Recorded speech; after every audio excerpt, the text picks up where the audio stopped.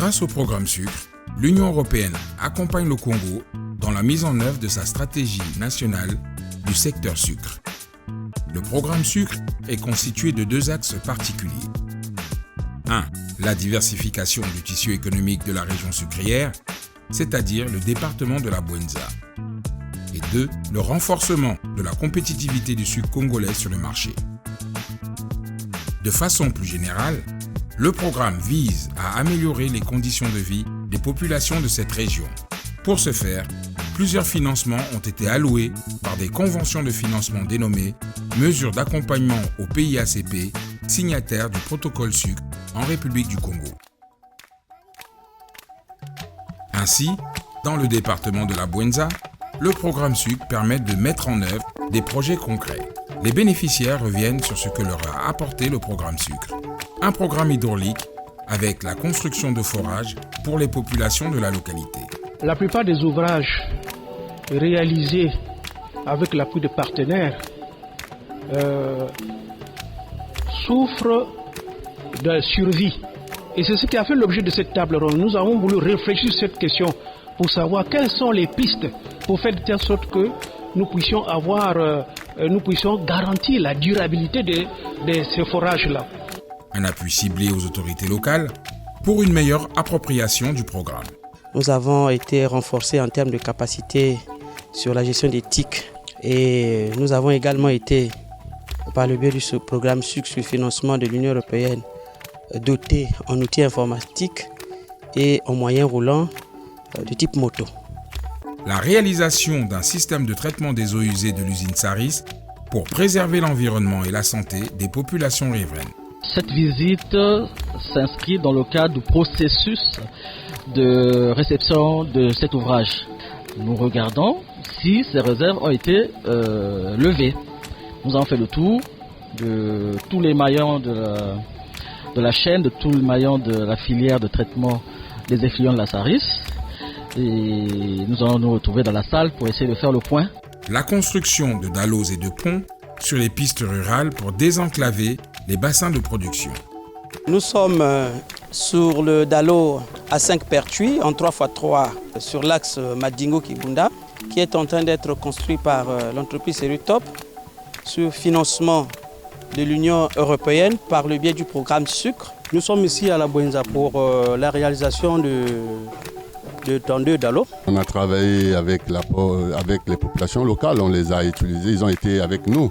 La plupart des manœuvres étaient des gens qu'on a pris sur place sur le terrain.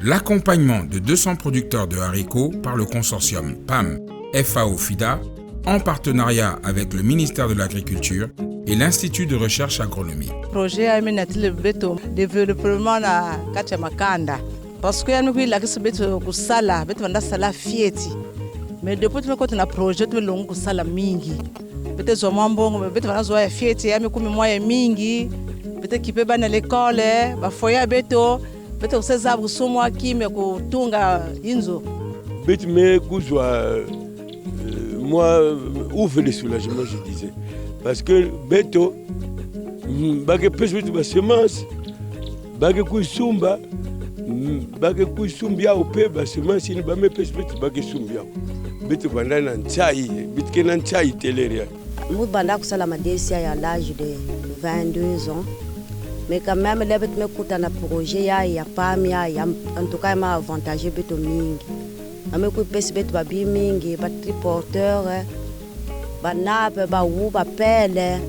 Le projet a des objectifs de plus de 1600 tonnes à produire au terme du projet et 30% des rendements sont vendus au programme alimentaire mondial au profit des cantines scolaires et les 70% de la production sont vendus aux commerçants et auto-consommés et même une partie de cette production est redistribuée dans les semences.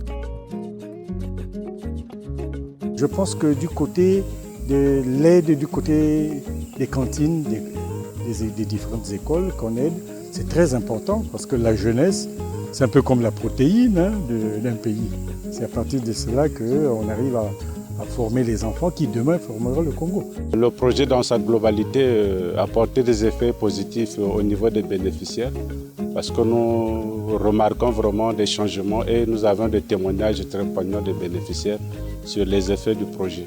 La concertation avec les institutions de microfinance pour des produits et des services plus adaptés au milieu rural. On a pu avoir des formations concernant les crédits, le marketing, la comptabilité de ces mecs. Ce financement nous a donné plus d'épanouissement sur nos activités du maraîchage. Nous transformons les tubercules de manioc en amidon. Mais vraiment, cet appui nous a permis à augmenter notre capital. L'aide que j'avais reçue, je ne peux pas dire que je n'ai pas fait quelque chose avec, mais ça m'a beaucoup aidé parce que il fallait redresser donc le digue, il fallait donc essayer de creuser le canal. L'appui aux promoteurs d'initiatives économiques, par exemple des artisans soudeurs qui construisent des cuiseurs économes, ou encore des pépiniéristes pour alimenter la filière bois-énergie et fruitière. La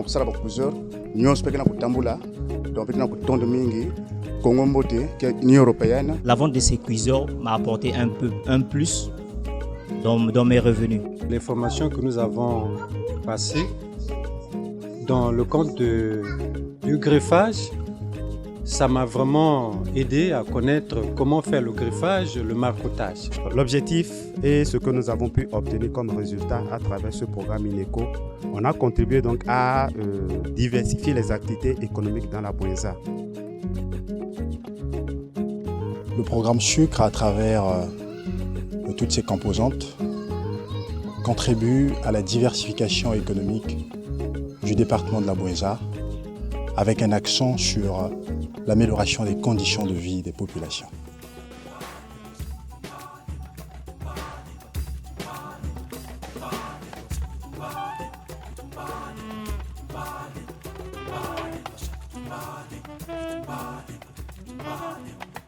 Le programme Sucre est cofinancé par l'État congolais et l'Union européenne à hauteur de 12 618 000 €. Il est mis en œuvre par une unité de coordination placée sous la tutelle du ministère de l'économie, de l'industrie et du portefeuille public.